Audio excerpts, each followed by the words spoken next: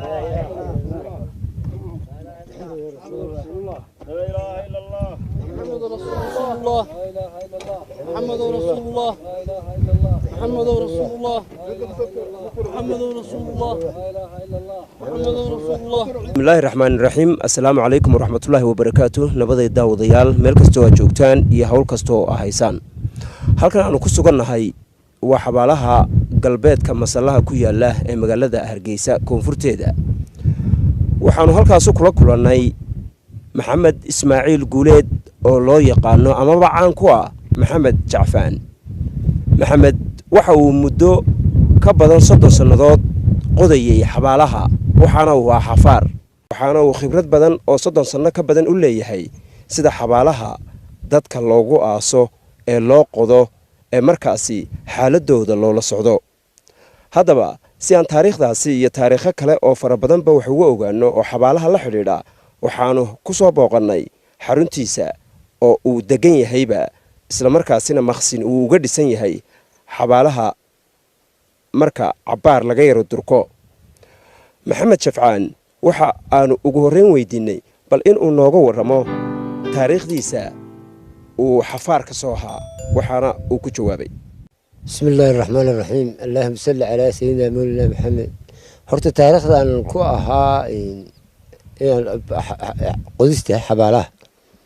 iyadoo markii hore deer Allah loo qodayo oo ilaa imika baan aan deer Allah u qoto oo wax iibiyaan jirin isayay aydi markay tahay ayaa bilowgaygu waxaan filayaa inaad tahay muddo 30 sanadood ayaa ka soo wareegay ها waayahay bal muddada aad xabaal qodka ku jirtay taariikhii ugu cajaa'ibka badnaa ee ku soo mar ah bal wax nooga yartaa taabo waxaan taariikhdaasi tahay oo soo ay ahayd berigii hore de taariikhada isalaalahay waqtigeena markii la joogay hadaba xabaalaha sal walba laga gaaro ay jirta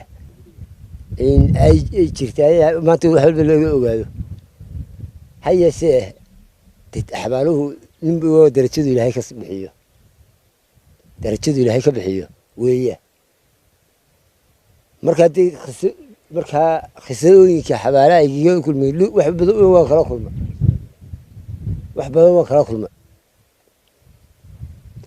wax badan oo kala kulma waxa jirtay dad iyadoo la dhigay ay noolaadaan waxaa jirtay dad iyadoo salaadii lagu tukanayay salaadii halka geedka hoostiisii lagu tukanayay bannaankii sare kacay waxaa jirtay gabadh iyadoo la soo waday oo iyadoo naxaskii lagu wado soo saarantay baabuurkii lagu sido sare kacda waxaa jirtay nin dhakhtarka lagala soo hadlo layidhi uu go-ayo xabaal baan doonayna xabaashi markaan qodna meedkii soo qaada layidhi iskaga kalay meesha wuu noolaadee waxa weeyaan dhacdooyin aad u naxdin badan runtii qof inta uu dhintay haddana noolaaday xabaalahan markii ugu horreysay qofkii ugu horreeyay lagu aasay taariikhdii ma xasuusataa haa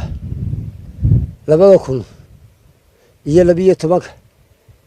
meesha waxaa laygu wareejiyey bishii koobaad 13 ayaa beerta aniga laygu wareejiyey xabaalaha kii u horreeyeyna waxaanu ku bilownay 2012 bishii afraad 3 waa hagaag ilaa taariikhda ilaa maanta oo ay 12 tahay bisha July 2021 tirada dad ee ku aasan xabaalahan masalla galbeed ma noo sheegi kartaa haa 15,000 iyo 700 iyo 9 iyo 9 ayaa ku jira imika way markaad xabaalahan dadka lagu aasayo si facankee baad u aastaan nidaam bay soo maraan ma wasaaradda caafimaadka soo maraan ma dhakhtarada warqadiisa soo qora ma saldhigyada dhakhtaradiisa soo qora dadka miyaad iska aastaanuun marka la idin keeno habeen iyo maalinba mise sifa sharciyo dawladdu ogtay oo ku aastaan baa jira sifa sharciyan ku aasa oo dawladdu ogtay loo yara faahfaahay sifooyinka dadka u aastaan habeenkii markay tahay iyo maalintii waa kala weji واي habeenkii waxa loo aasaasay saldhigga Hargeysa ee meydkaasi xaafadu ku go'o ka tirsanay ogi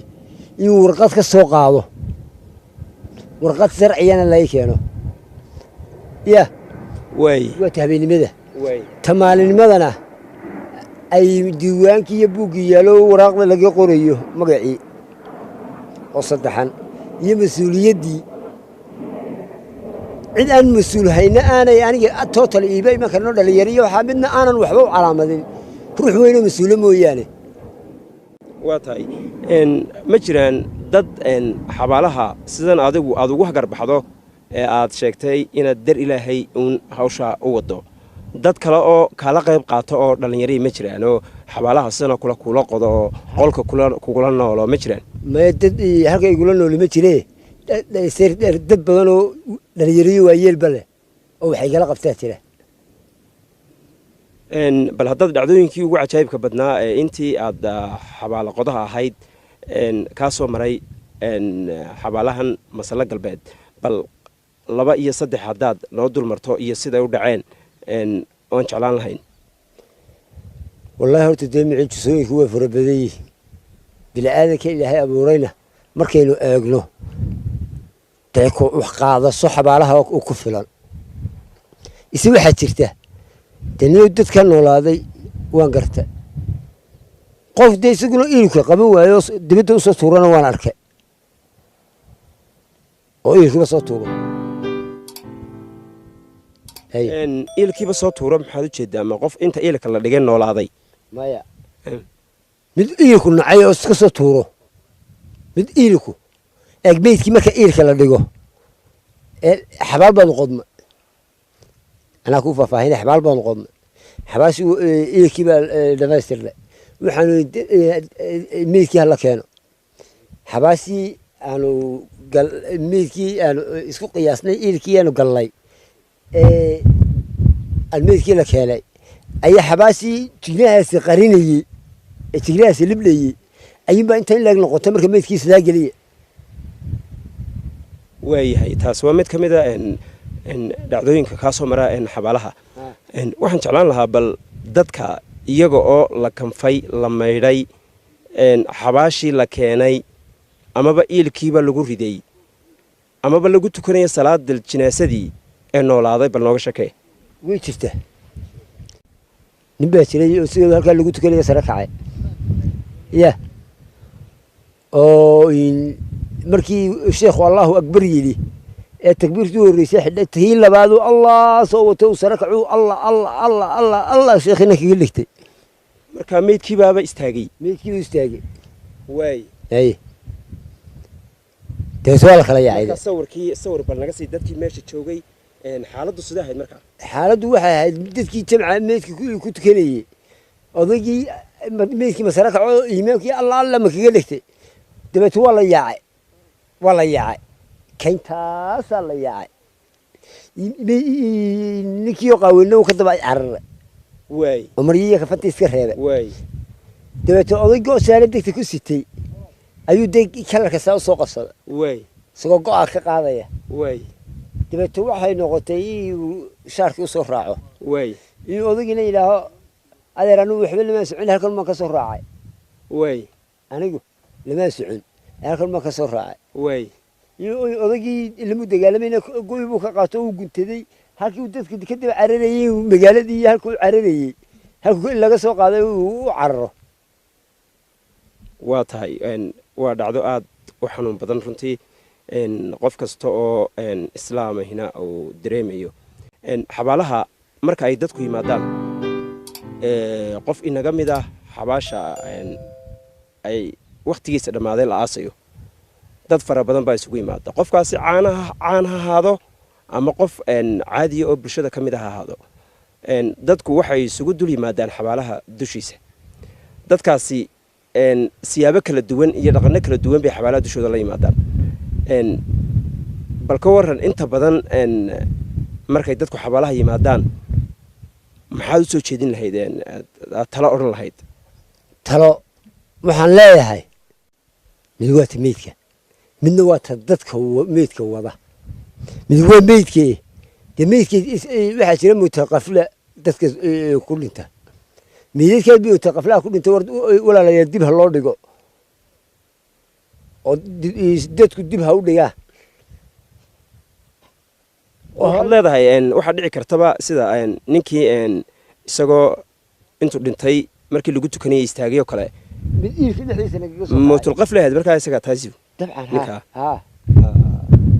way kan kale iilka dhexdiisa ka soo hacay mutaqaflaha way qofkan dumaree layidhi way umul aroortee baabuurku soo wadayey